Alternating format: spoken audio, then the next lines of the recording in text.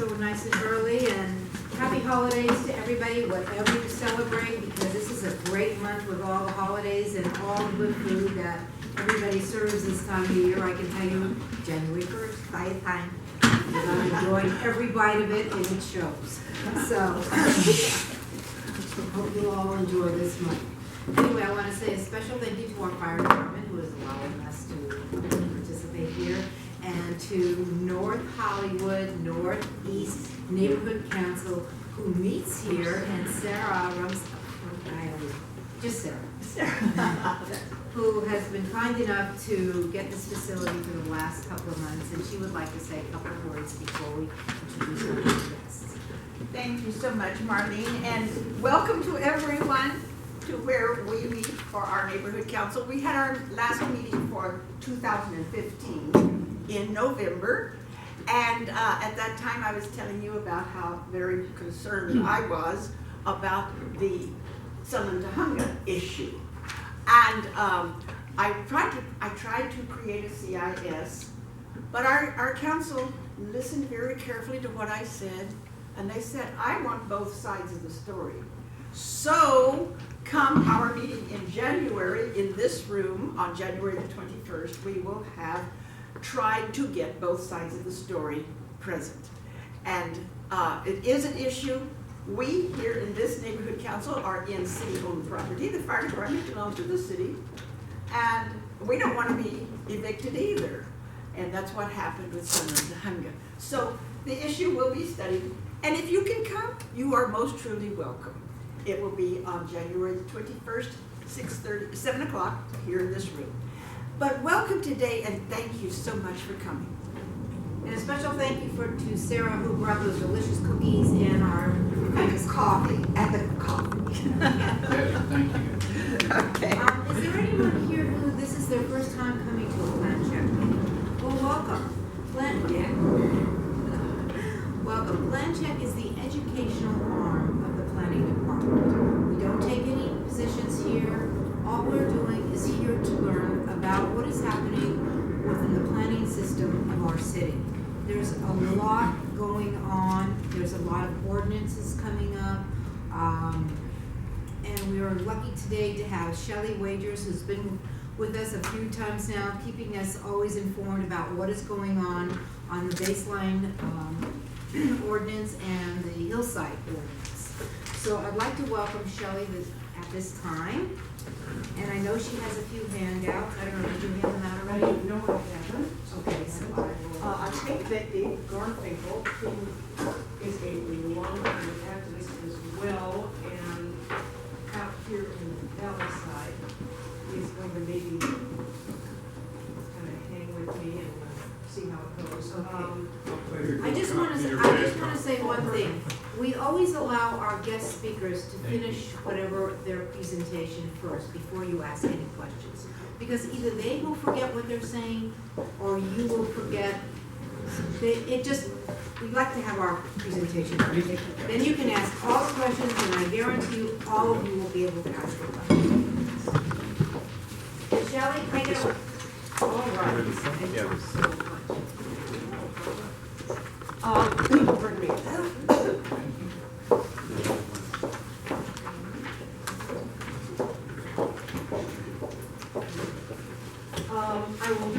I will try to do a very condensed recap of the background here, which is that mansionization and overdevelopment have been identified as issues in our neighborhoods for over a decade.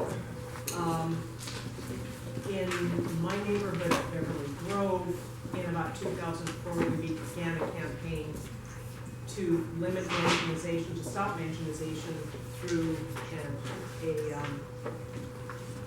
residential floor area or RFA overlay. We were kind of standing on the shoulders of Studio City and Salantahunga, both of whom had already campaigned for and secured RFA ordinances. In 2008, the city passed the baseline mansionization ordinance, a citywide ordinance whose purpose was to stop mansionization. And as I think it is fairly clear, it did not work because mansionization continued everywhere, including in Beverly Grove. And we continued, therefore, to campaign for an overlay for our neighborhood. We were lucky to have the support of Councilmember Paul Koretz, and eventually in 2013, in October, we did get an RFA overlay ordinance. It is, by most reckoning, the most thorough protection in the city against mansionization. And we started to hear from folks all over the area who are still suffering from mansionization. You know, and if you remember the line from when Harry met Sally, you know, I'll have what she's having. They wanted what we were having. So that really brought home a point that I think we already understood, and that is the overlay districts, as precious as they are, sometimes serve as Band-Aids when what you really need is a tourniquet, because the city is just gushing mansions that are ruining the scale and the character of residential neighborhoods and imposing on their neighbors. So we went back to Councilmember Koretz, who stepped up to the plate and in May of 2013 submitted a motion to amend the underlying baseline mansionization ordinance. A very simple, very straightforward, single-page document that really laid out a blueprint. And it's simple because the principal flaw of the mansionization ordinances, and I think there are actually two, the baseline mansionization ordinance and the parallel hillside ordinance, is that they have loopholes. And when it comes to regulation, loopholes are really deadly. So if you look at the ordinances and you do nothing but close the loopholes, you really pretty much get where you need to be. The council adopted the ordinance, the planning department sat on their hands as long as humanly possible, and finally actually got to work a few months ago, then issued their draft amendments just a few weeks ago. They have undertaken a series of public hearings, meetings, whatever you call them, on them. It's in four different areas. Two of them have already occurred, and there are two more coming, one downtown and one here in the valley. I believe it's in Van Nuys, and there are details available on that, and this is something that probably Dave will be able to talk about a lot more than I can.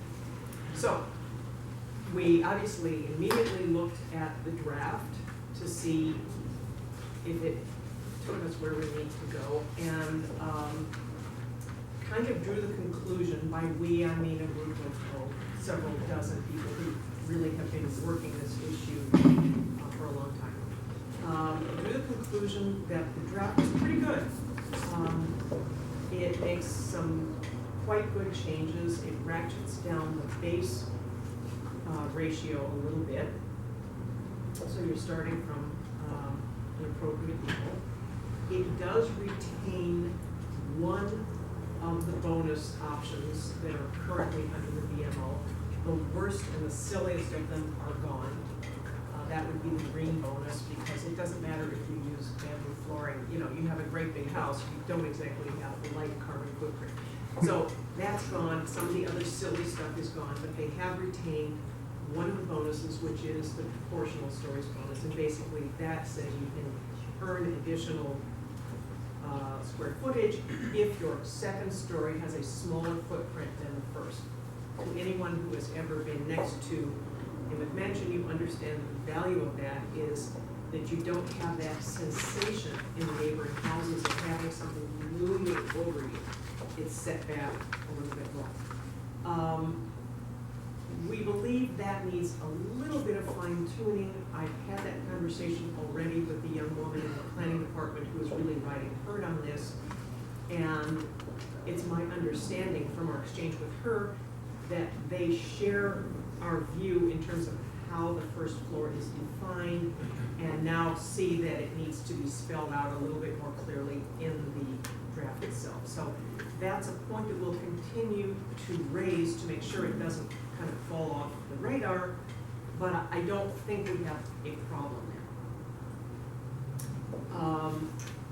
There are two areas where I think we do have potential problems. One of them has to do with uncounted space. Now, this is, if you look at the existing ordinance, one of the big loopholes and one of the big problems. In the existing ordinance, to give the worst example, you can have 400 square feet of attached garage and it is not counted as floor space. Why is that a problem? It's a problem because it adds 400 square feet of bulk to the structure. It makes for a much bigger structure. In addition, it cuts back very much on one of the features that's associated with the detached garage. The detached garage, because of the way the code is written, almost always has to be placed at the back of the lot. It has to be accessed by a driveway that runs the full length of the lot.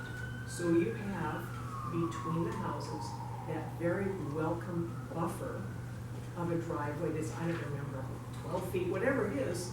It's a nice little bit of elbow room, sorry, air, light, whatever.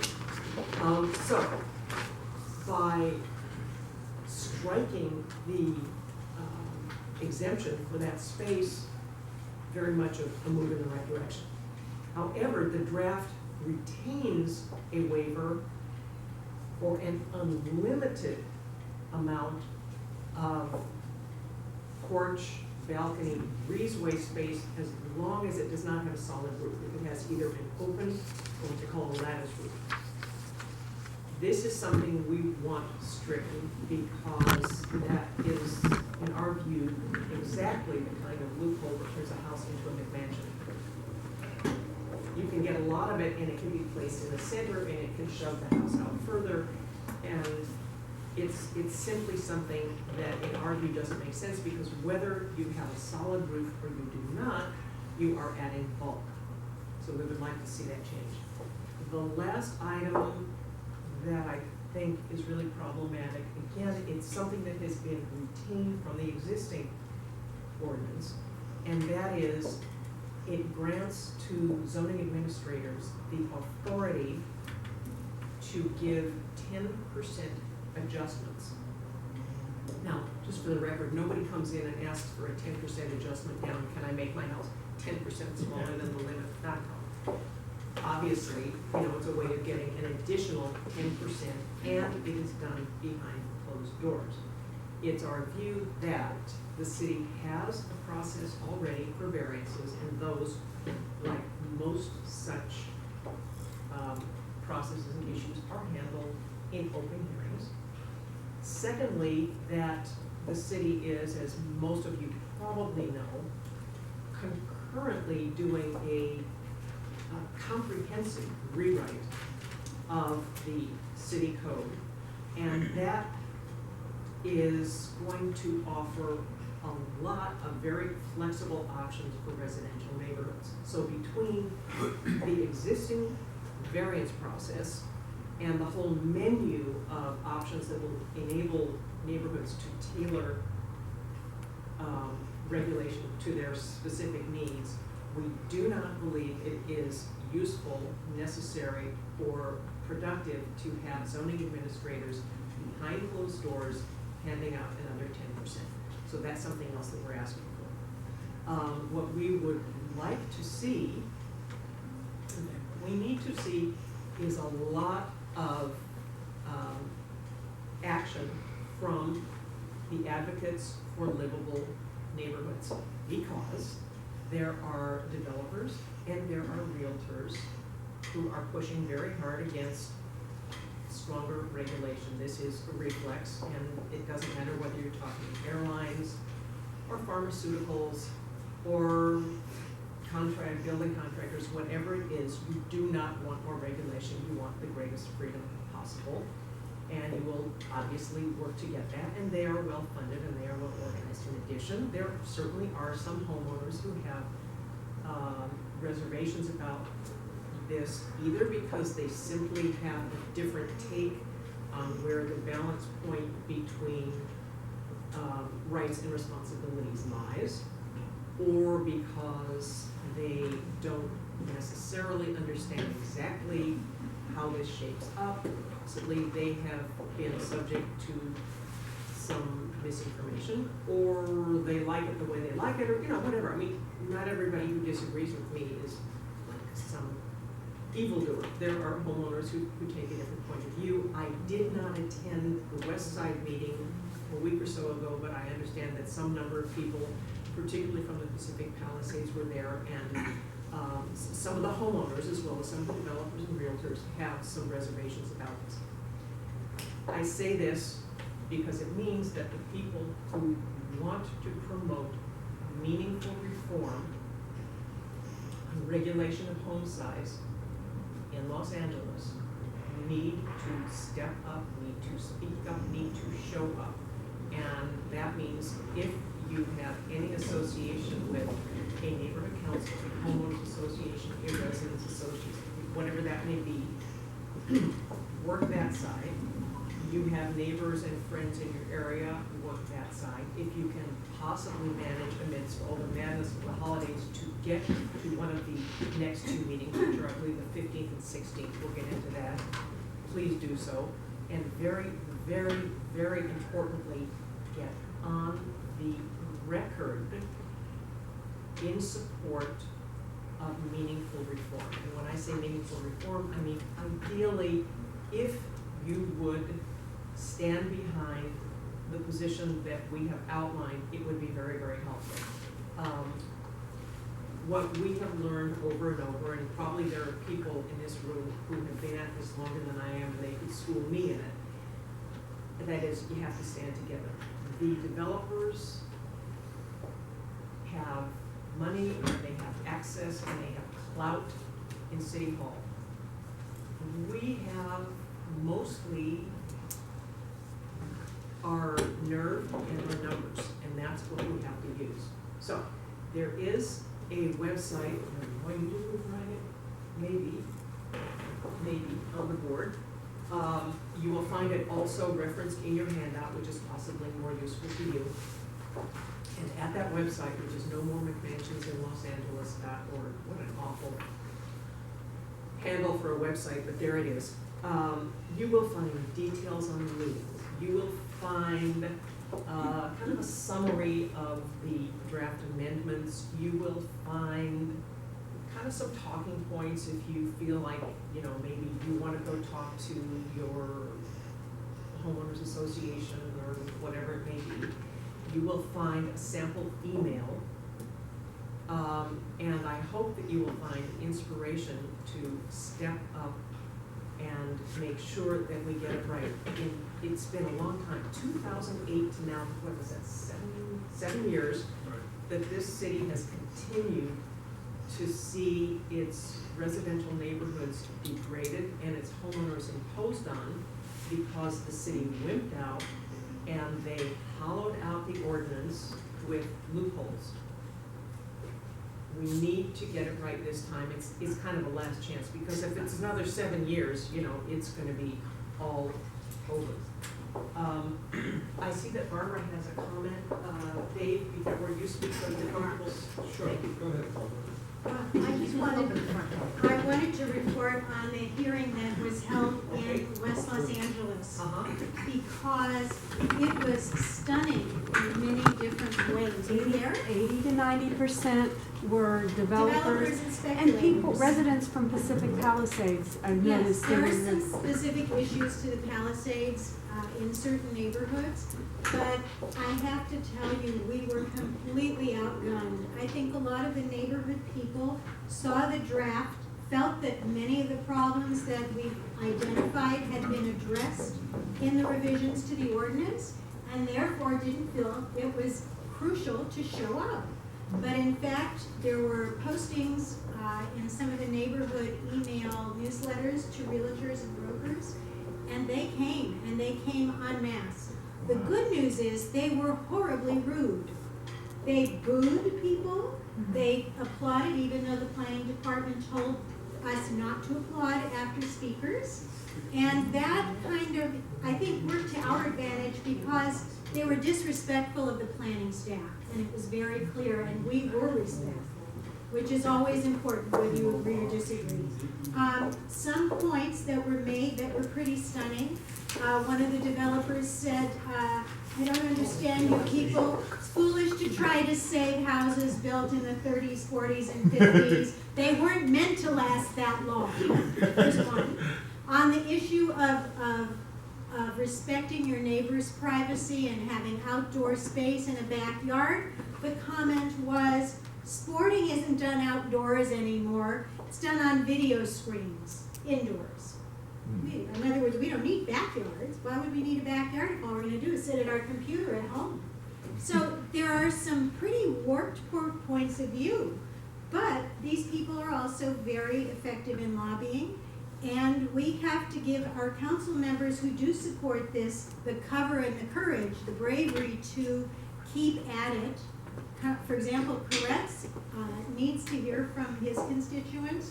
Thank you so much for leading on this. Thank you so much. What happened at the hearing was horrible. It was just embarrassing. They are using fear tactics. You may have heard this in some of your neighborhood council meetings where the developers come and look the homeowners in the eyes and say, you don't understand, your property values are going to go down the toilet. No one's going to want your house. So we have to educate folks to let them know, and we have to show up with the data that documents that homes in areas where there have been HPOZs, where there have been the ICOs, it hasn't affected property values one bit. And if I may jump in just for a minute, one of the other things that I didn't mention on the website is there is one section devoted specifically to rebutting the fallacious arguments that they keep trotting out over and over, things like property values, property rights, and so forth. And you'll find, I think, some fairly solid counters to those arguments there. So In addition to your point about Council District 5, I couldn't agree more. Paul Koretz is the sponsor of the motion to amend. So his support is very, very important. And I believe next week, Marcia Sells, who heads up the coalition of about 60 homeowners associations in CD5, is going to send out some material that I prepared. Oh, good. But So we we're should thank pushing him for hard. sponsoring it and then go to the other council members and ask them to co-sponsor Yes. it and to support it. Yes. So, Did and we- if you can get friends, if you know people who live in the areas where the 2 hearings are coming up this week, it's important that there be numbers of people who say, we support this. Thank you to the planning department for doing such a good job in addressing concerns. Do we know where city council is on this, each and every member? I would say not exactly. We know that one council member has gone on record mouthing some of the malarkey about big families and, the new American family and all this crapola, and that's Gil Cedillo. Other than that, there are some who have been fairly sympathetic and others that we haven't really heard from. But with that, let me say that I've talked a lot, and I think Dave would like to give us a benefit of his. Let me just kind of say a few things. You covered it pretty well. Really 2 points, and it's summarized. What I've done is I've put together a very detailed, so I'm a wonky numbers type guy. So this back page that I handed out has in very great detail what the current ordinance is, the 2 ordinances, the BMO and the BHO, the proposed ordinance and how it all ties in with Koretz. I think that the point, we absolutely need to give Koretz a hell of a lot of credit for coming forward with this motion.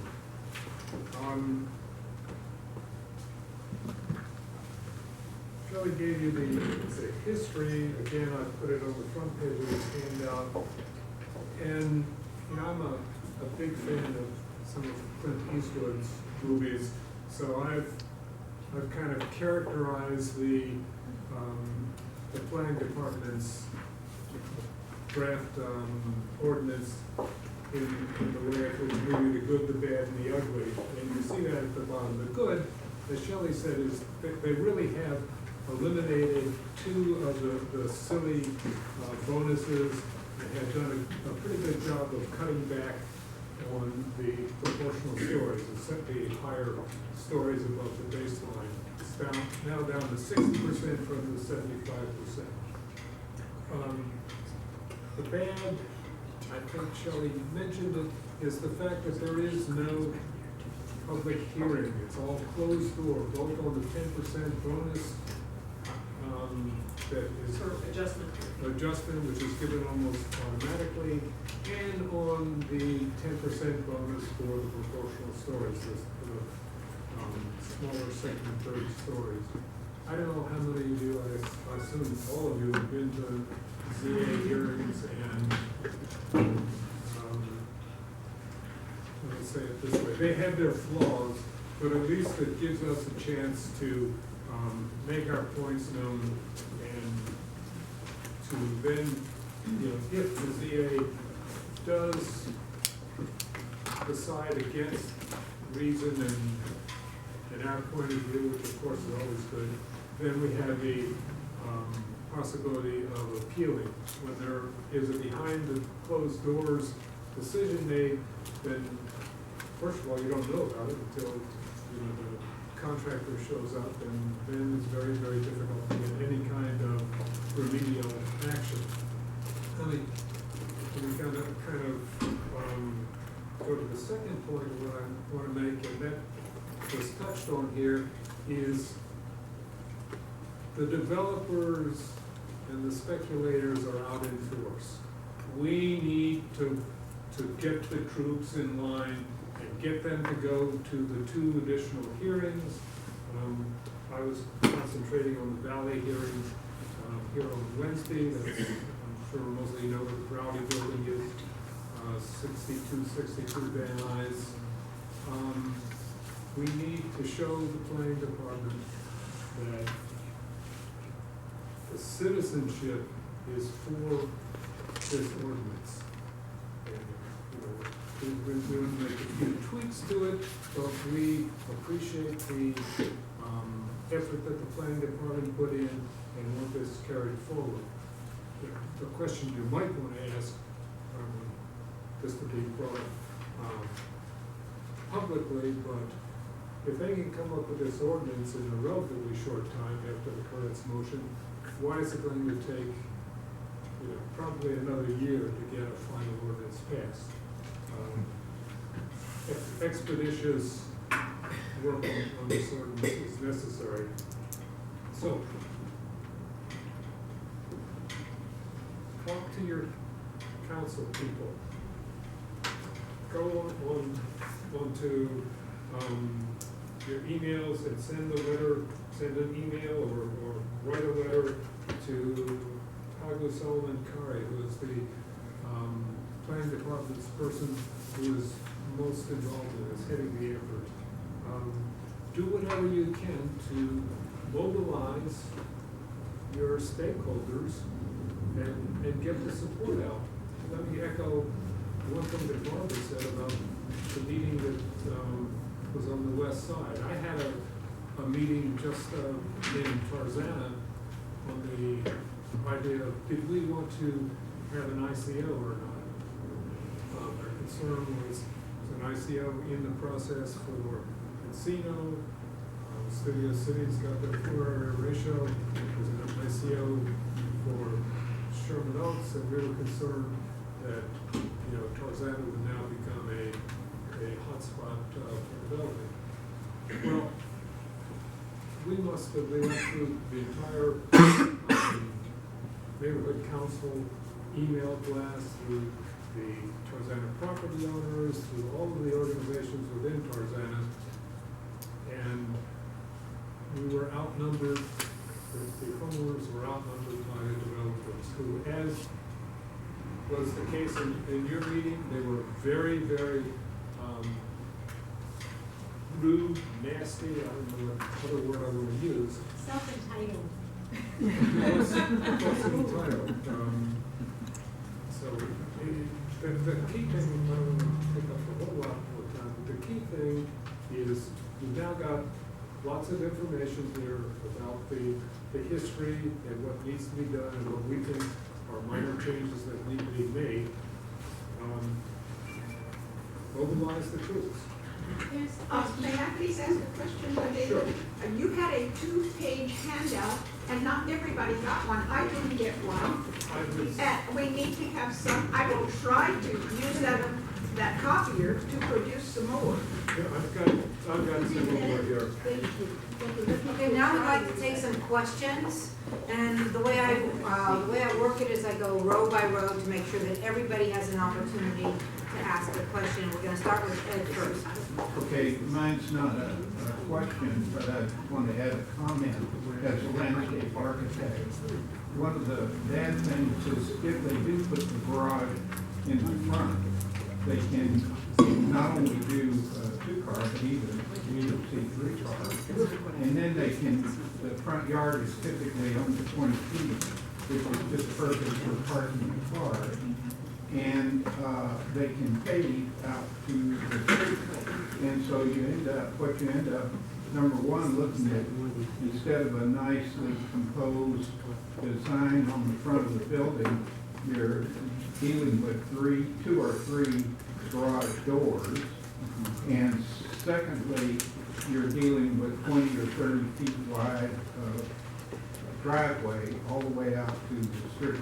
And that also, by the way, cuts down on street Oh. parking because it's a really wide cut in the curb. That is correct. And And takes out often you trees. end up with the cars parked in the front yard. Absolutely. Okay, Okay, I don't know how many of you know about the community impact statements. These are official documents from one department to another department within the city of Los Angeles. And you can do a community impact statement to the planning commission, the various planning commissions, east, south, north, whatever, and referencing the ZA. I've done it 3 times already. So this is my basic tool within my neighborhood council. If there's some property that's, you know, we got a dispute over, and I've done it both ways, against and for, only because we knew all the details. I don't understand about the hidden stuff, because I thought everybody has to be on the Brown Act. Okay, and I'm on all the early notifications, I see this stuff as they come up to the meetings. The bonuses are not done as any part of any public process or record, and neither are the 10% adjustments. They simply are not.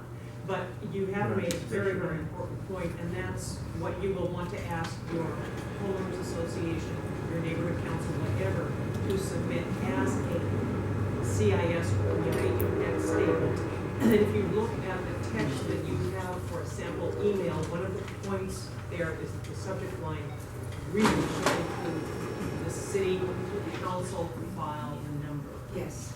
Very important. Now, Abu Solomon Perry, whom Dave mentioned, is the point person in the planning department on this. She is, by the way, in my estimation, very bright, very professional, really terrific. But in any case, she has told people who have emailed her that she is putting that in the record. Be sure you have your council file number, please. We're gonna, I guess, Marlene, you're working. Yes, and I'm just gonna say, the Department of Neighborhood Empowerment is really encouraging all neighborhood councils to write a community impact statement. It says a lot for the whole system when we do that. So that's definitely encouraged, and especially on this particular ordinance, definitely you should take it back to your councils and talk about it and come up with a community impact statement. I see by this chart that larger lots are not really considered according to your chart. Well, the basic FAR for larger lots are not changed. The only change in the basic FAR proposed in the ordinance is for R1 lots. And then, along the second one, what are the changes for the hillside portion of this? There are some changes that have to do with grading, although they're very minor. There are Hours of grading, for example? That may be an overlay. I'm not sure.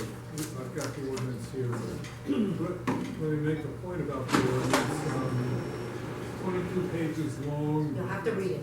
Probably I'm 19, trying to get it, but probably 19 of those pages are cross out, so. Sir, I believe if you go to this website, you will be able to link to the actual ordinance itself. Let me make one other point, if I may, about, well, two things about the hillside. One is, I know frankly not that much about it because I don't live in the hillside area and I haven't really immersed myself in the hillside issues per se, so I have to really give that caveat. The other thing, the one thing that I do know is that the change regarding attached garages will apply in the flats, but it will not apply in the hillsides according to the draft ordinance.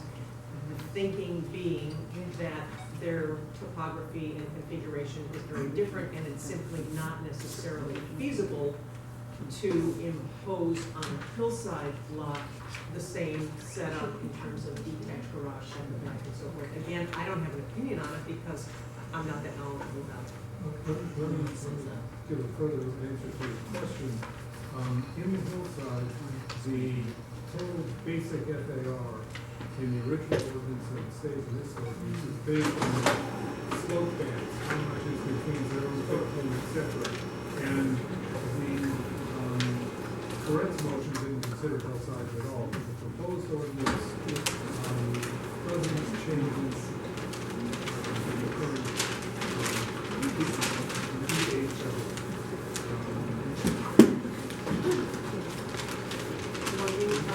Paul Morgan was here, in addition to representing one of the next councils, has professional planning experience, so maybe if you have Would you like to come up for a minute? or weigh in on this, or. Oh no, I just wanted to weigh in. It's probably the most effective tool. She did a wonderful YouTube video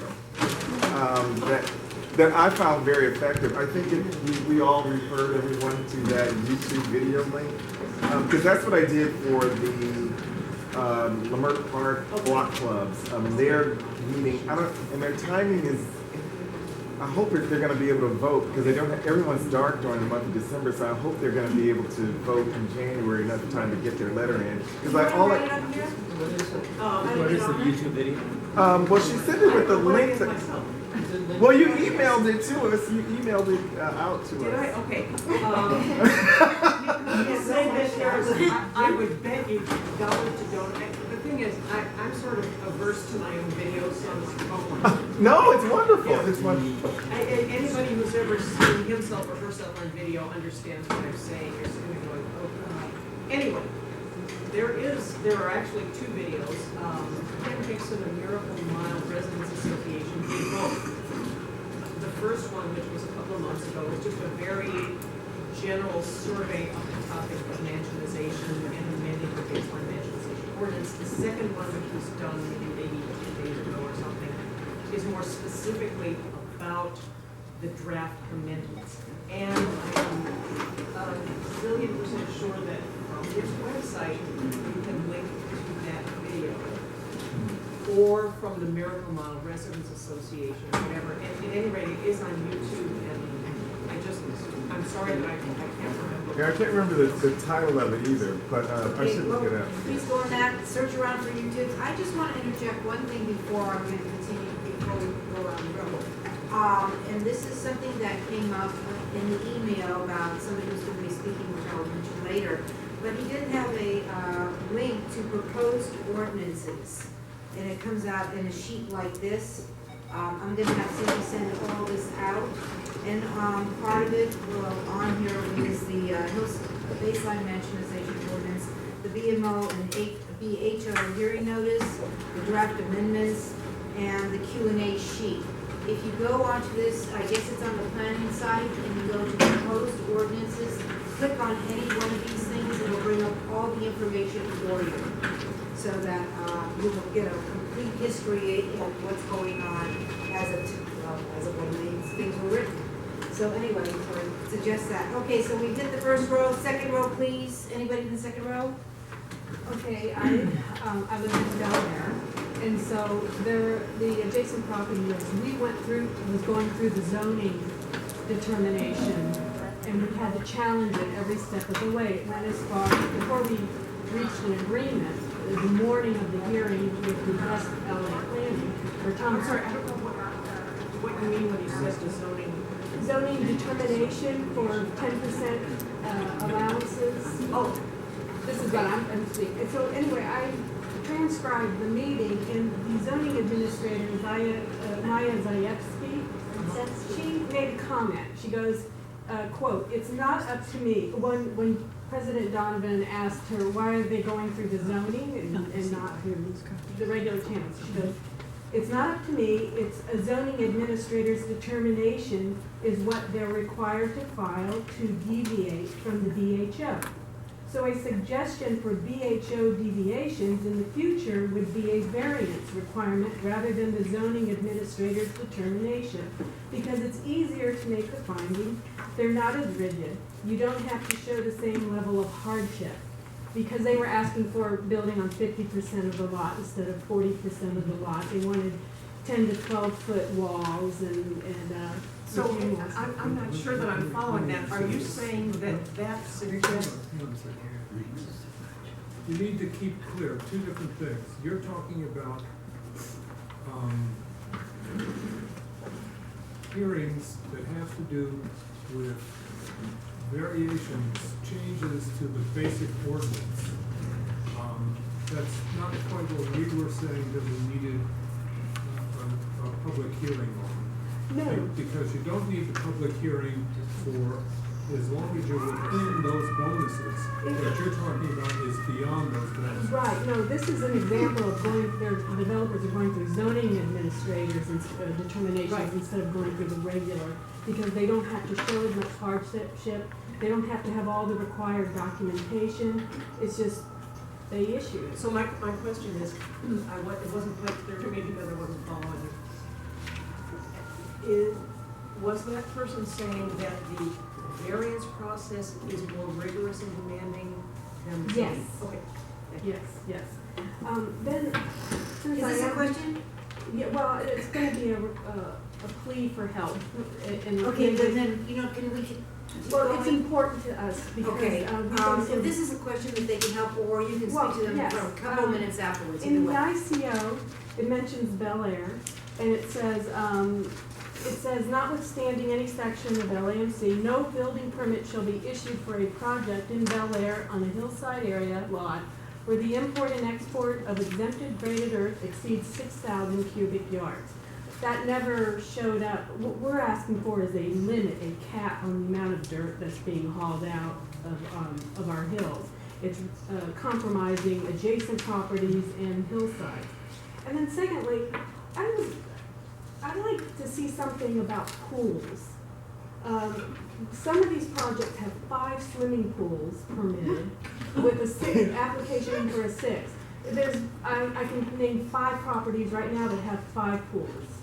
And so I would like to see some type of a formula done. I'm not sure if this is going to come across as very helpful. One, there is a hillside federation. And it seems to me logical for people who are in hillside areas to be working through the federation to ensure that this addresses hillside issues that people like me don't really get. They're very helpful. Okay. I'm gonna ditto Yes. that. Secondly, we have to understand that amending the VMO will not solve all the zoning problems in the city. And we really have to retain our focus on what does the VMO address and what can we do to make it cover that territory more effectively. And I say that because, for example, we've heard a lot from people who are in R2 or R3 neighborhoods, and they are very concerned about overdevelopment and, for example, displacement of maybe a duplex or a fourplex or whatever with a McMansion. Lots and lots of perfectly legitimate, important issues having to do with overdevelopment that are not within the purview of this ordinance. In order to make this thing happen, sometimes we just have to kind of have our blinders on and say, We have got to concentrate on getting right what falls clearly within this ordinance. Beverly Hills has a cap of 3,200 cubic yards to be allowed to be hauled out. Malibu has less than that. We're all in sort of the same. Oh, I'm not hillside. saying it's not a legitimate Right, issue. well, I would like to see in the code a cap of it, and then all the other things with our hauling routes, maybe the pools, I don't know, in an overlay. Hillside Federation. Those are my The two other votes. thing Come to to the know. planning department hearing and make those points. I did, I did, Because this is a west side particularly issue, I would suggest that you, if you can attend, and we can bring this up there, come to the West Side Regional Alliance of Councils Land Use and Planning Committee, which I co-chair with Sharon, and we can bring this up and delve into it a It's little the bit more. first Sunday of the month. Yes, first time in Yes. very Let me expand a little bit on the specific things.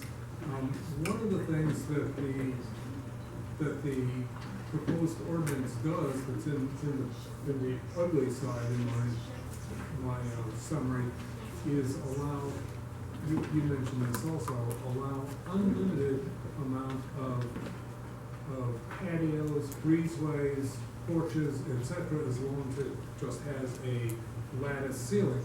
Well, I live in a 20,000 square foot RA lot, and I can envision a neighbor paving and putting up roofing, even if it's just lattice roofing, on some, 12,000 square foot of their property, under this ordinance, which they weren't allowed to do before. So that is one of the things that we want to object to. In fact, I would say that is the single biggest danger in the current draft. The single biggest. okay, Yeah. did you have a question? Yeah, actually, I have a call for help. This is in Hollywood, my place. We have a small two-story, and there is a proposal not for McMansion, but a 70-foot wall, 3 feet outside our bedroom. 3 feet, I can touch from my bedroom, a 70-foot wall for a parking garage. And this is being proposed at the corner of Sunset and Bronson by HPP, who's building that other big tower.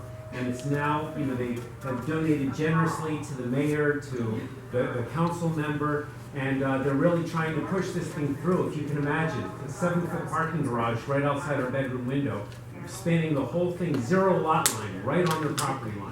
Have you So I'm calling for help. have you spoken to your council member, planning deputy? I just sent an email. Of course, these things come out with 24 days notice, and it's, by the time you actually get it, so that gives you about 21 days notice. And yes, I have sent this thing out, and I have a brochure in the back about a meeting that's this Monday coming up, which is the neighborhood DIP meeting, and then the planning meeting, or for the environmental impact report is on the 28th. So I would appreciate your advice. I'd appreciate anyone who can coming out, because this is a huge danger. Do you know, this is something that really. I know, that they did that deliberately. They did it at 9 a.m. after Christmas weekend. That's when they claimed it originally was from the We're gonna 16th. have announcements afterward, but really, we'd like to have specific questions regarding the baseline mansionization ordinance to our guests right now. We will talk about other things right after we finish with this. So can we please stick on this baseline, and then right afterwards, I promise you, everybody will listen to you. Okay, did you have any? I'd like to say Yes. something. I'm an architect, I'm based on the west side, and that's where I do most of my work, so I'm in the middle of all this. Actually, I'm in the middle of the wave that hasn't arrived in your area yet. And I would like to offer you, and I don't know if this is going to be incorporated into the ordinance or not, but I'd like to offer you 2 policy tools that might take some of the pressure off and give you some more flexibility. One is the knowledge that there are new energy regulations coming down the pipe not long from now that will control the amount of shade that can be imposed on adjacent structures. So there's a solar access rights component to Title 24 energy. I'm not exactly sure when that's going to be implemented, but the question of a big house casting shade on an adjacent house and cutting off their access to solar for energy purposes It is going to be an issue that's going to be fought out and is already being fought out, but it's going to be corporate.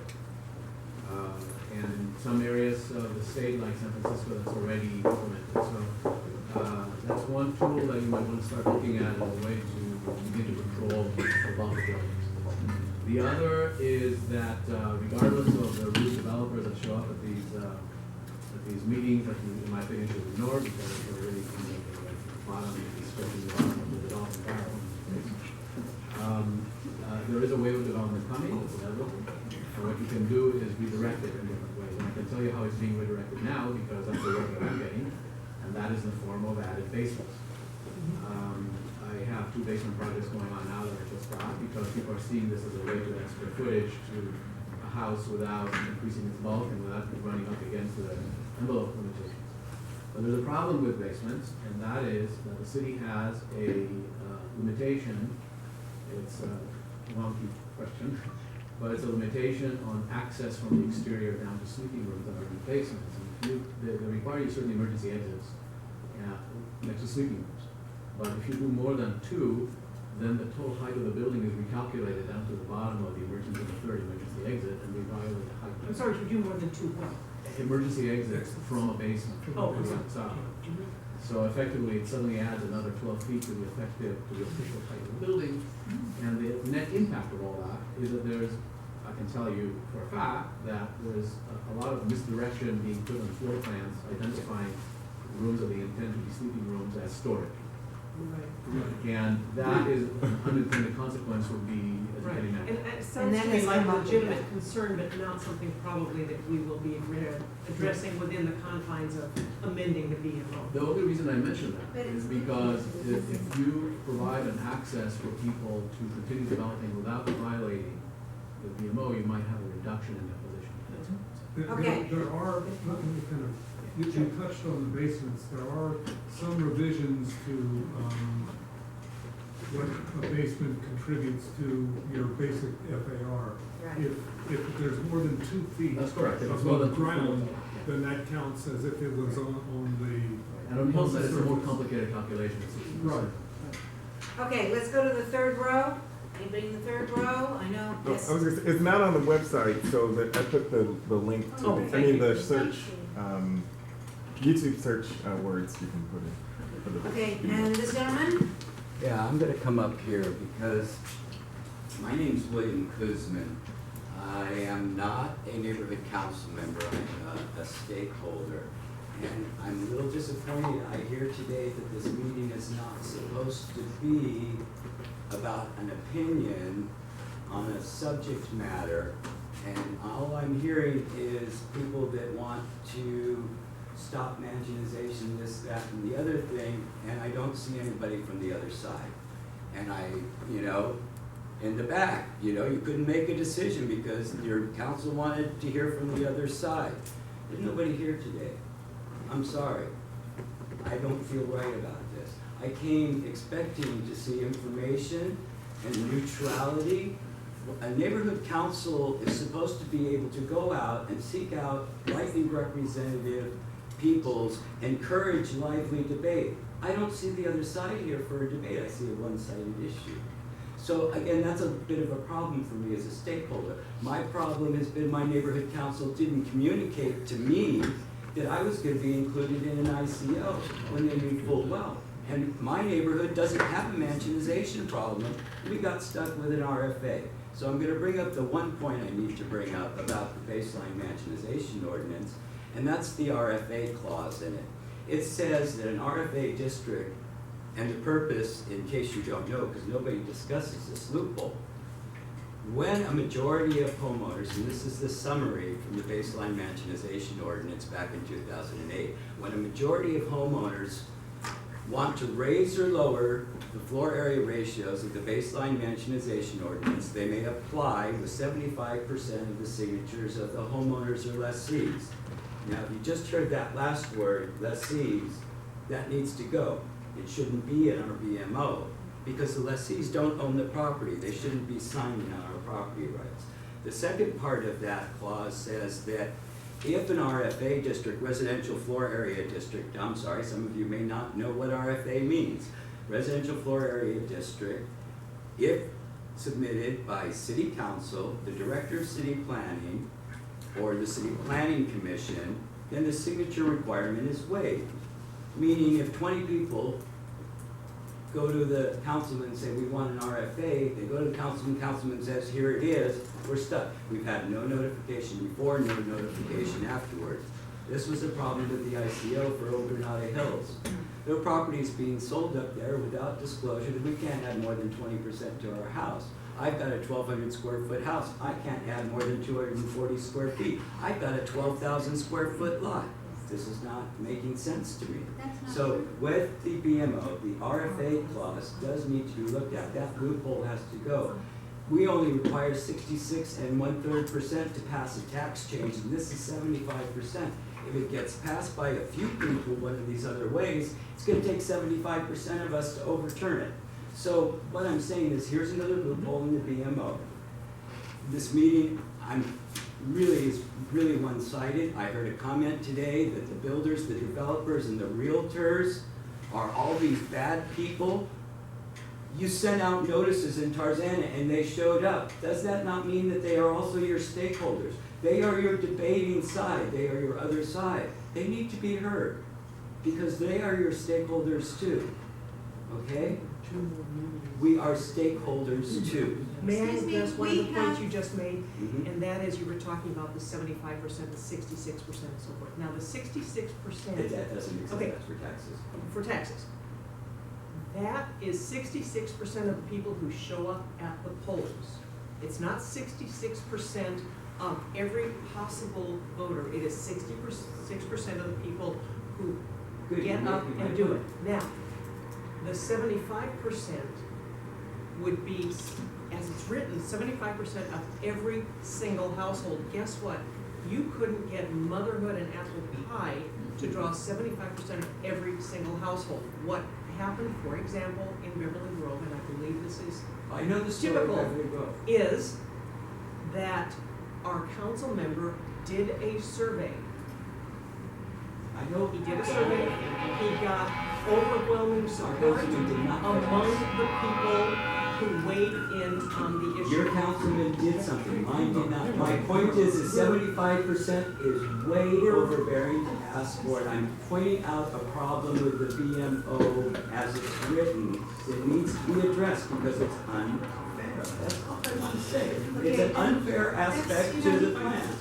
And this thank is you very much one-sided, for so I actually wanted to presenting bring it. something in. Thank you so much. 15 to the 16. Yes, make sure you're there, and there's 2 more meetings, from what I understand, different areas of the town, so make sure you look under that proposed ordinance. And we have had both sides of the topic presented here in past meetings, and we do welcome both sides and Right. always advocate for both sides. But this is a group that is planned by a steering committee, and the request was to get an update from the people who've been working hard on the ordinance. And it does reflect the interest of many of the neighborhood council land use committee members. So that's where we are, and our meetings are open, as you can see. I don't remember you're asking about permission to tape, but we do promote open discussion, and I don't think it's reasonable to accuse us of being unfair because we do go back to our neighborhood councils and we do provide a balanced opportunity for all stakeholders to speak. And as I said in the beginning, we do not take any position. Yeah, I'm This hearing a group does not vote position. and take motions or positions. I would like to add one comment. Mansionization by its nature is an increase in floor-area ratio. Nobody here is saying no development should happen. We're just saying there should be rules and regulations of what the appropriate level of development is. And closing the behind-the-door changes that happen too often in Los Angeles without the opportunity for any public input by anyone. Did you just hear me mention that we were never notified of the changes? Oh, that Did you, I agree that this is a problem, and I was trying to make that point in agreement with you that it's a problem we don't get notified about the changes. The ICOs were published on the city agendas for city council. It was all spelled out. I don't know. Granada Hills was never on an agenda, so please, you don't have all your facts as you're speaking. We're arguing that doesn't belong. Bring up with your neighborhood council. Maria? Just one comment, I don't want to get in a tit for a tat No, with this. no, please. I won't, but the Old Bernard Hills ICO is moot. The community plan revision has been approved by City Council. Going forward, I do have a question, Shelley. With the proposed amendments and all that kind of a thing, But that's what the architect could do, because that's what the planning prescribed. If I may answer. Let me make a point. You know, one size fits all was a very early concern in the development of the BMO. I worked with Jane Usher, who was then head of the planning commission, to have the basic floor area ratio related not only to lot size but the zone. The way it was originally proposed, an RA lot, 17,000, 25,000 square foot would allow 50% coverage, just like an R1 lot. So we did consider things like making sure that one rule doesn't fit everything. I don't know why the current restrictions are such a burden to an architect. The elimination of the bonus for articulation should help you some. If I may, I'd like to add something to that. I think that Dave has raised an important point. Anyone who has read either the existing BMO or the draft amended BMO sees that there are, at least half a dozen categories based on the nature and the size of the lots, the kind of neighborhood it is. It is not a single formula applied whether you have a 20,000, 12,000, or 5,000 square foot lot. There are variations.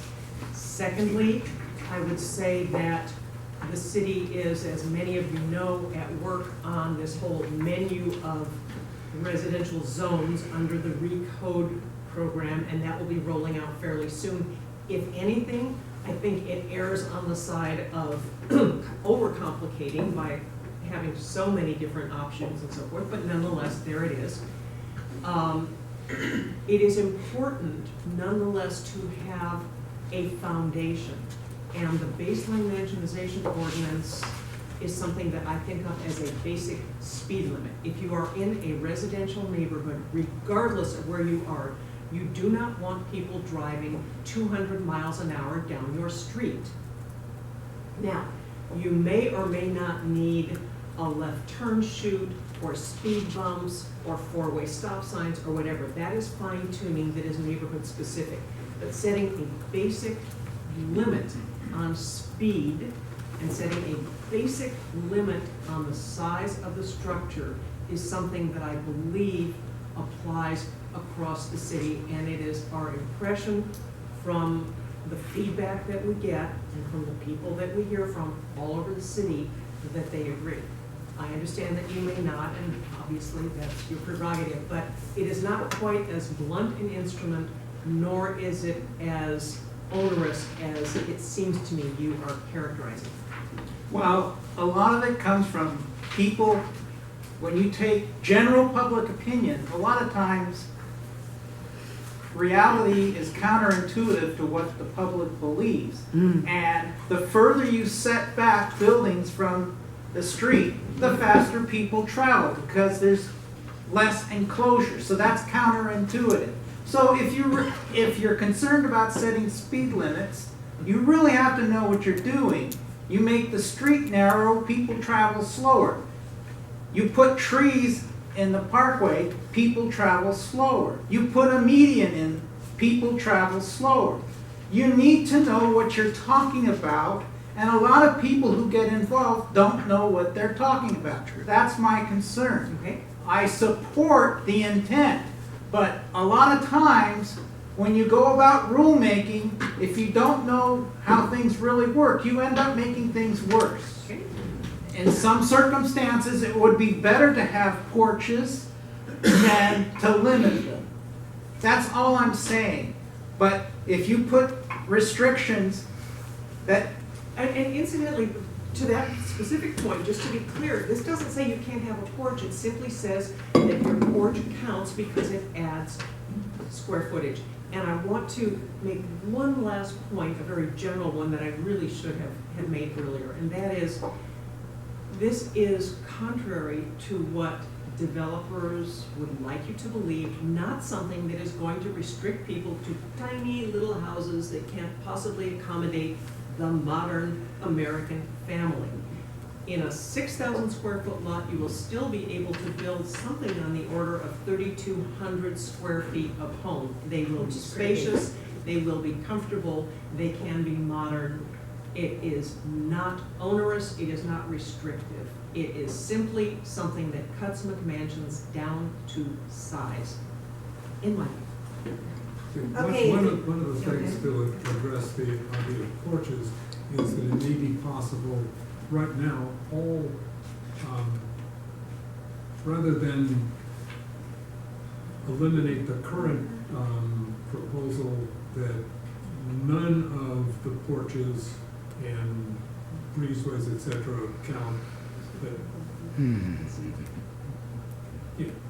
that there might be some minimal addition like there was originally on the covered porches.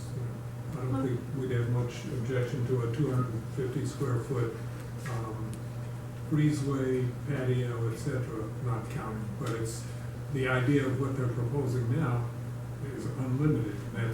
That's A, ridiculous, and B, we certainly want to oppose that very strongly.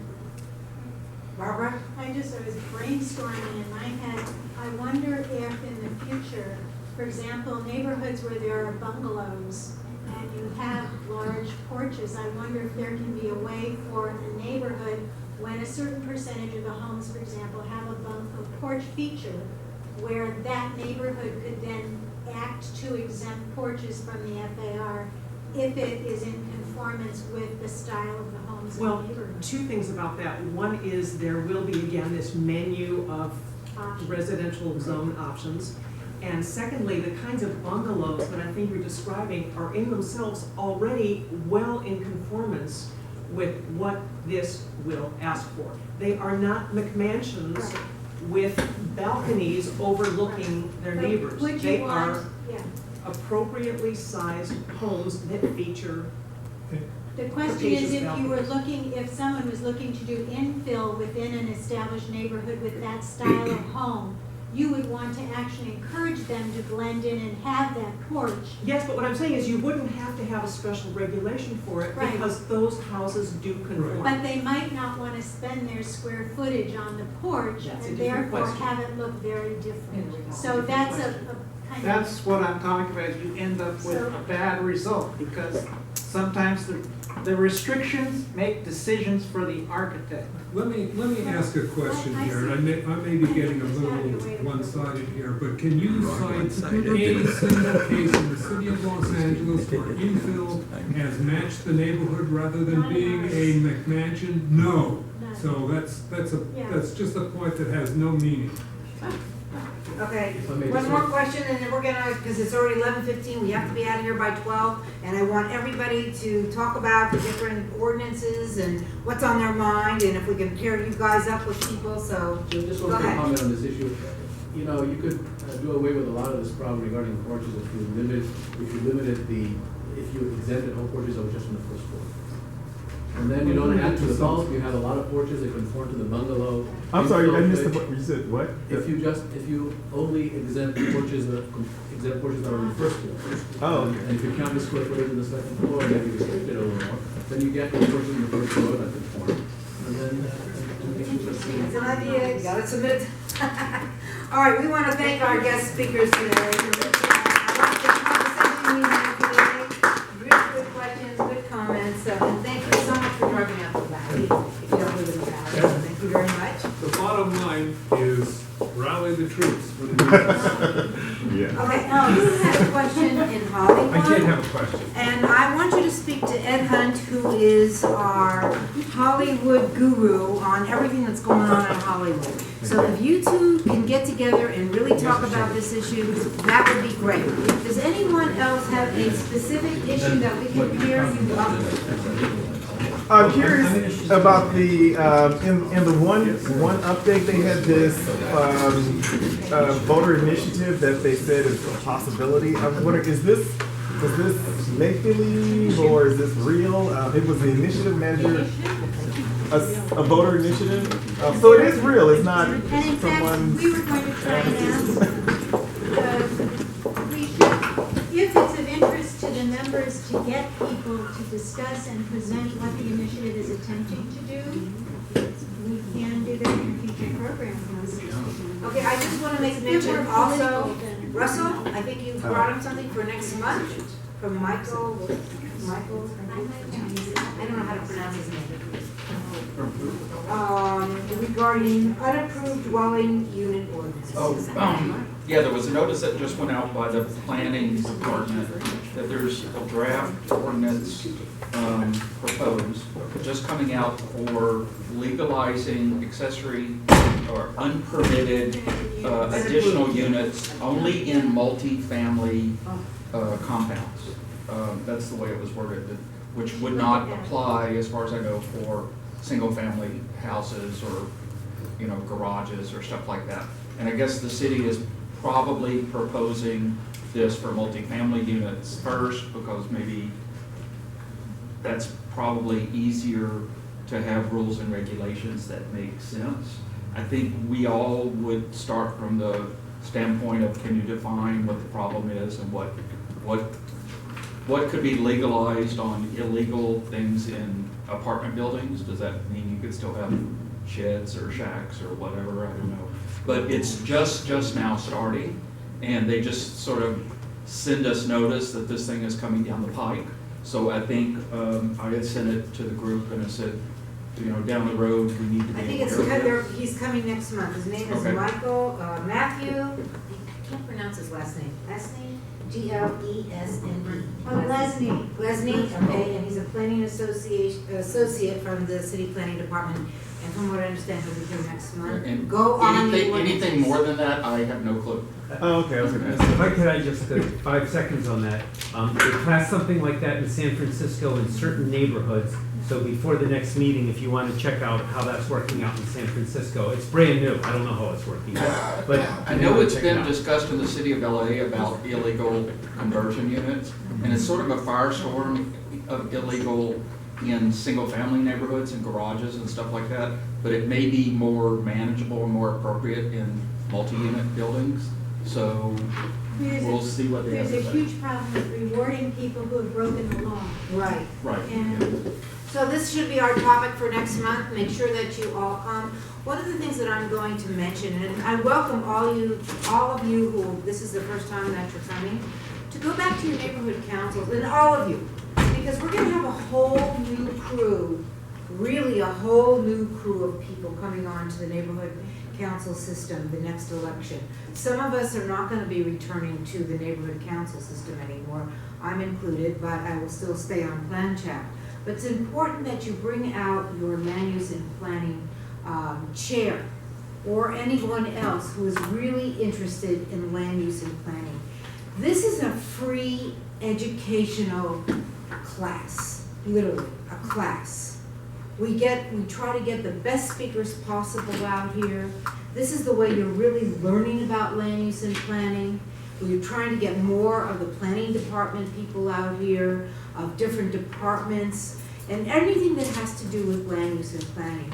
This is important because when projects come in front of your neighborhood council, a lot of your planning people, the new ones, will have no clue, and I repeat that, no clue as to what goes on within the planning process. It'll be very important for you, all of you, including myself, to be mentors, to bring in the new people into the plan chat. Because as I said, this is a free class. And to your alliances, because your alliances have planning committees too. Make sure that you bring your new people to your alliances. Let them see what it's all about. It's a great educational tool because whoever's on your planning committees, the new people, they are going to be making recommendations, an advisory role only, But those advisory roles are taken very seriously, as you know, with our council people. So the more education they have, the better it is for your communities and your neighborhoods. Thank you. One other comment, just to add on to what you said, and this sort of goes to the gentleman's comment before, and it's a valid concern of people feeling overwhelmed or not informed. Nobody will ever sort of hand feed you everything that you need, but there are places that you can get the information at the very beginning. Please sign up for the Neighborhood Council early notification list, and it has everything that's going on in the different neighborhoods there. Look under a section of the Neighborhood Council called Citywide Issues, and you may not normally look at that in your neighborhood, but that's where things like mansionization and signage and these big ticket items go in. I would say almost every council office has an electronic, like weekly email newsletter that they send out. That's a great place to see issues that are going on in your neighborhood. Curb LA often is excellent at going into issues. Sometimes they do headlines that grab attention, but occasionally they have really lengthy articles about history and stuff. But often they're a precursor of when projects are just proposed. Like in Hollywood, you'll see a proposed project that may be 10 years before it's ever built, but it at least starts going through the process. So that way you don't feel that by the time it gets to city council, it is done. It's too late. Yeah. Even when it gets to the planning committee, it's usually well into the process. So you want to get involved early, and whether it's your neighborhood council or alliances or hillside federation, get involved early, because otherwise people make decisions by who shows up. On another issue that has been around in City Hall for many years, we have the sign ordinance. Who is aware of what happened at City Planning Commission at the end of October? I don't want to bore everyone with detail, you may know. Well, here I am. It's been, 6 years in council on a new sign ordinance. And we made great progress over those years because during that time, the courts handed down a number of decisions that were very favorable to the city and really created an environment where the city could finally adopt an ordinance and hopefully enforce it, which was not the case in the past. We were very inconsistent. The courts struck down the city on many occasions because there was no pattern, there was no consistency. But now we have a framework for action, and the City Planning Commission did a fabulous job back a few years ago in 2009. They had 3 almost half-day-long hearings on the sign ordinance. They recommended things. The Plum Committee under Ed Reyes considered it on many occasions. And Ed Reyes, before retiring from council, wanted very much to pass a sign ordinance which would limit new billboards to sign districts. Some of us didn't want to see new billboards anywhere, but in the city of LA, political reality said they're going to be somewhere, so let's limit them. And the decision was that they should be limited to industrial and commercially regionally zoned areas, which means there are only 22 potential pockets for sign districts. It means that the council could no longer spot zone land for individual landowners and create their very own personal sign district, which we have in our city. So this was great. Things were moving along. Juan was putting finishing touches on it. And then Ed Reyes left office and Jose Huizar took over on the Plum Committee. Englander was his other member along with Cedillo. And before the end of last year, very innocuously, some major amendments were introduced to the sign ordinance that essentially would both gut it and make it legally indefensible. It was pretty disappointing. They were proposing a conditional use process to allow digital signs anywhere in the city, which means the city could never remain consistent in its enforcement because different officers would hear different situations and they would be all over the place. So a conditional use process, they proposed giving amnesty to all currently unpermitted signs and signs that had been altered without permits. You tell me the last time you did a major remodeling to your house And the building and safety people said, let's give you amnesty from having to have a permit or be penalized by fees. But that has been proposed. And they also proposed grandfathering in sign districts that have never been heard or presented before a body for approval. So this was a major undermining of the sign ordinance. And because they made so many changes, it was on its way to the full city council. Those of us who were opposing it said, you've got to send this back to the city planning commission. This is not appropriate. They have changed it so much that the city planning commission needs to look again. And in fact, the city attorney felt that way as well. And it went back to city planning in September and October. They held, the first hearing that they held was not given much notice to the public. And we did protest, and they planned a second hearing. So the second hearing was October 22nd. It was a good turnout. And the City Planning Commission, which was entirely new, complete different set of people from the last time, voted to strengthen the sign ordinance. They turned down the proposals of the Plum Committee, the amendments made by, most of them introduced by Ekunder. And they said that there should be mandatory takedown when new digital signs are erected in sign districts. For every new square foot of digital signage, 10 square feet should be removed. City Council was playing around with maybe 2 or 4 times, and this was 10 times. And they did it, and as they did it, they said, we realize the City Council may water it down, so let's put a high mark on it. For every 1 square foot of traditional sign put in a sign district, 5 square feet of traditional signage in the community will have to be removed, which is great, because we have many communities that are blighted with old signs, some of which are not maintained, some have paper flapping, and there is no incentive for them to be removed right now. So they did a great job. They increased the mandatory takedown. They did not agree with grandfathering the sign districts, all of them, past the time that the CPC considered the sign ordinance. They said no CUP process should be allowed, and they said no amnesty should be allowed. And further, they couldn't understand why the city had not asked the city attorney to review the signs that are deemed to be out of compliance for enforcement and compliance. And in fact, they gave the representative of building and safety a really tough time, deservedly so, because they were asking why they hadn't been enforcing. And the response was, well, we knew there was an ordinance pending, but that's not their choice. There's an ordinance on the books. So we had basically a kind of quasi-ordinance by virtue of administrative action. Anyway, that's where we are. We have no idea when it will come back to Plum, but it is destined to return, and then it will go to council. Our past experience has been that these things suddenly happen without any warning. So my request of you is to contact Plum, contact the mayor's office, contact the full council with motions and community impact statements that support the actions of the city planning commission. And reinforce the major points which are on this flyer, if I didn't forget.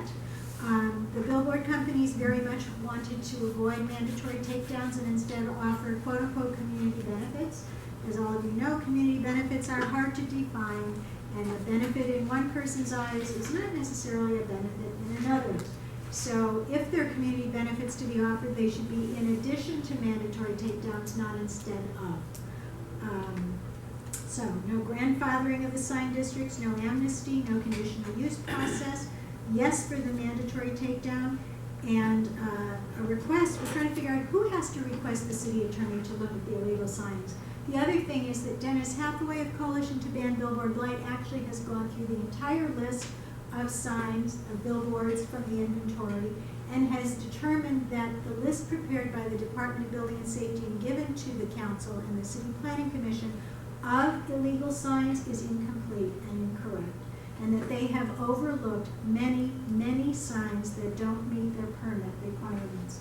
And it appears that Building and Safety has, again, administratively approved or ignored signs where they may be 16 feet taller than what they're permitted. So one of the things that some of the neighborhood council and Coalition to Ban Billboard Blight folks are doing is going to council members and visiting with them to let them know, hey, this is the situation in your district, you don't know it, but these are the illegal signs. And it's still shocking to know that people think that the city or communities can tell sign companies what they can and can't put on a billboard. But you must educate people and let them know that once a billboard is up, it falls under all the provisions of free speech afforded to a citizen of America, and we can't tell them to take down a billboard with an ice poker and an eyeball any more than we can with pictures depicting people drinking, eating junk food or whatever. So it's Barbara, the list of billboards, yes. is it public so that neighborhood groups can take that list and inventory what's in their neighborhood and see what's missing? The problem is their list is not complete, but I'm sure I can get, Dennis, if you tell me what your boundaries are, then I will get, we have a post-grad student who has mapped all the illegal signs. Okay. So we can get it to you if you want it. Just ask. I just wanted to say, I'm sorry Sharon was not able to attend today, but she does have the matrix. She did submit it to Cindy, and hopefully Cindy will email it to all of you on the latest things that are going on in the city and where the ordinances, where they're standing now. Is there a link from the Plan Check website to it? I don't know. We should. I don't know, but I know that Sharon prepared it and she will give it to Cindy. Cindy was not able to attend today, so that's why I'm up here. But she'll be back next month. She has an election. I forgot, I invited Ron Galpern. Last month we We have a the date? president of the city planning commission with us last month, and I invited him for January or February. Oh, good. But we haven't heard back yet. We haven't heard back. From Plan Check? For Plan Check. That's wonderful. So if you have questions that relate to land use and the controller's office and what you think his responsibilities are, could be, then forward it to the Plan Check website and. Or to Cindy, so that she will have a list of questions I'll check prepared. and see if he answered yesterday, because I did not get on yesterday. Did you want to say something? Yes, I'm a budget advocate for the neighborhood councils, and I've spoken to a number of you before. And you have a card, I hope you picked up one, there are more over there, to rate your city services. The interesting thing about the survey that we've done so far is that our response rate has been 10 times what the mayor's response rate was to the mayor's survey. This is not to say that the response rate is great, because it's really not.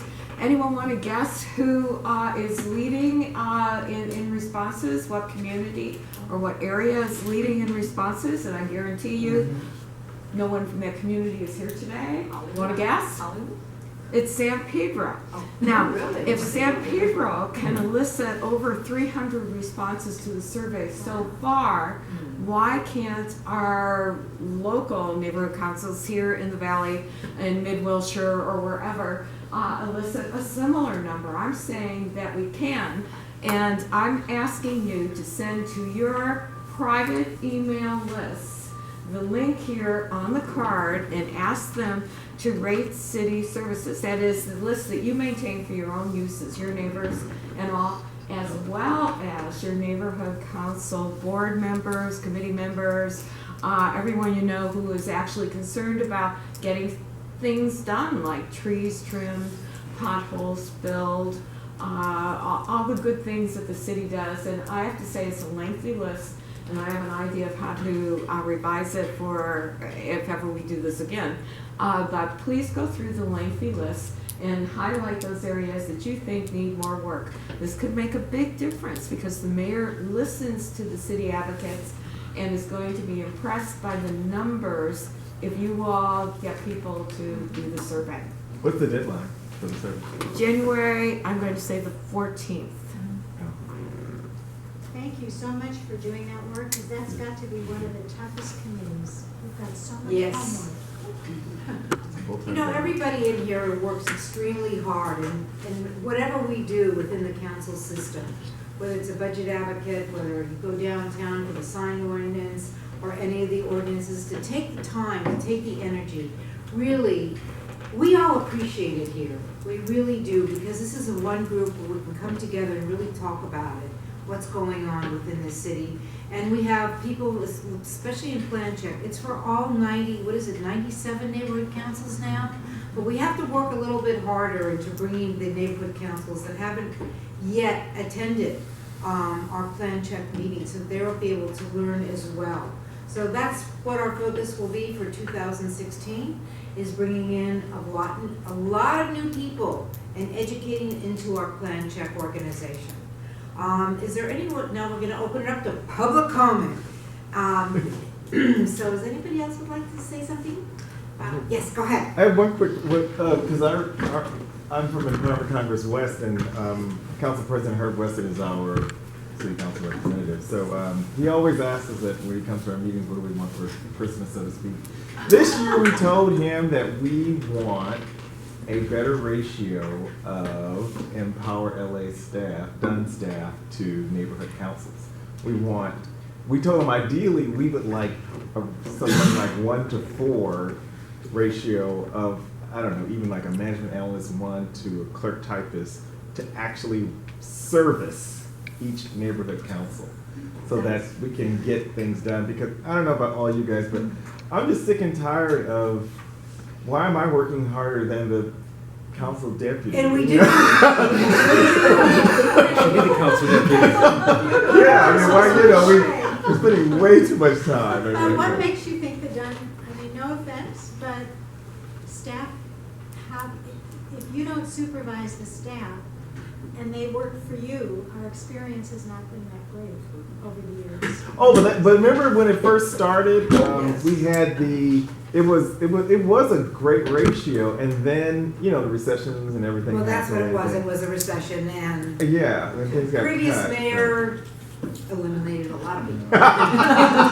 Yeah. Across the board. So now we're trying to rebuild everything and get it back up to at least somewhat normal. Yes, that's what we asked. So I said, if he comes to your neighborhood council, just tell him you want the, better ratios of staff to neighborhood council. And there's a lot of us that are going out who would like, out of the system, who would like to become mentors, and we're gonna be pushing that. Some of us have been in this system for over 10 years, since its beginnings, so we have a lot of experience, a lot of good things, a lot of bad things that happened to us, but it's good to share everything so that you know where to go forward. So hopefully we can put in the mentoring system again. Okay, anybody else for public comment? We have 20 minutes. Just one thing with the Hollywood thing that I mentioned before, I have flyers in the back. And just told me that there's a meeting, which I had heard about, the one I talked about. But anyway, it's 6:30 on Monday. Anyone who can show up and oppose this monstrosity, 70 feet, 3 feet from bedroom windows, would be very, very helpful. And there's another meeting on on December 28th. And so there's a website on there. You can go on the website and see pictures of this. It's unbelievable. And make sure that you bring out your neighborhood council. Do you have what's the next door website, the neighborhood network? Yeah, it's next door. I don't know what that Next door, is. this is something that's relevant for a lot of neighborhoods. Right. It is an independent online, neighborhood It's free. newsletter. Yeah, it's free. Rose Hill. And is there one in their area? No Rose Hill. Okay, so post- talk to them about getting on there, and then. People can post information, you can post invitations, you can use that. Okay. And they really try to capture specific neighborhoods so that it's neighbors talking to neighbors. Right. Laura's Holy Sandwich. Great. And get onto your own neighborhood council website. Yeah. Again, publish. Well, I didn't find out what that is. I didn't. Sure. Okay. Let's thank you and Cindy for always sponsoring and bringing us together like this, because we know it's a ton of work. So we just like to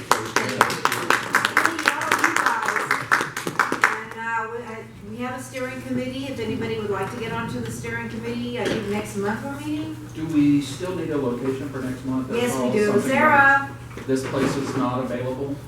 is this place will this facility be available next month? I can certainly ask. Okay. And reserve, shall I do that? Yes. Wait, All right. we have to talk about is it next month, it's President's Weekend? because either January or February, our meeting falls on the weekend of President's Weekend. Oh, But we only show up. we're dedicated to the month though, isn't it? It's February. Is that a It's big, not is calendar. that a big enough February's holiday? President's Weekend. I don't know. That's the question. Could be Okay, more next next month, but month is That's on the third ninth. of Right. So we're okay next month, but it's February that it falls on the 3-day weekend, the 13th, I think. Yeah, but unless you're